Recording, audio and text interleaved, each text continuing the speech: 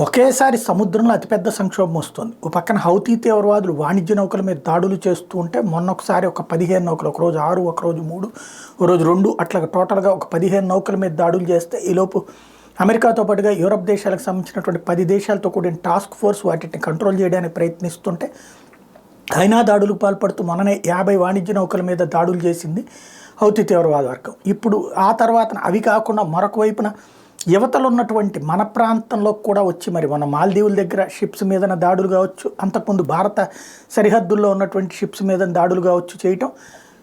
ఇదే సందర్భంలో భారత సైన్యం 3 యుద్ధ నౌకలు పంపించడం జరిగింది. మరొక వైపును చూసుకుంటే అవతల పక్కన కీలక పరిణామాలు చోటు చేసుకున్నాయి.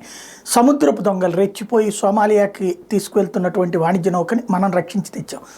అయితే ఇప్పుడు ఒక రకంగా చెప్పాలంటే అసాంఘిక శక్తులు పెట్టరేగిపోతున్నాయి. లేటెస్ట్గా an oil tanker was attacked allegedly by 4-5 armed gunmen in the Gulf of Oman.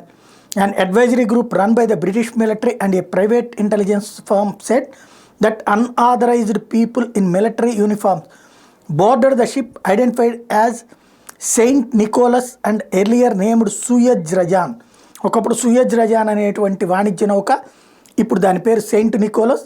అది ఆయిల్ కొని ఇంకొక దేశాలకి సరఫరా చేసేటువంటి నౌక. దాని మీదకి 4-5 కలిసి ఆయుధాలతో యూనిఫామ్లో, మిలిటరీ యూనిఫామ్లో ఉన్నటువంటి వాళ్ళు అడుగుపెట్టారు. దాన్ని హైజాక్ చేశారు. ఇది హౌతీ స్టైల్ హైజాకే, కాకపోతే ఎవరు అన్నటువంటి తేలాల్సి ఉంది.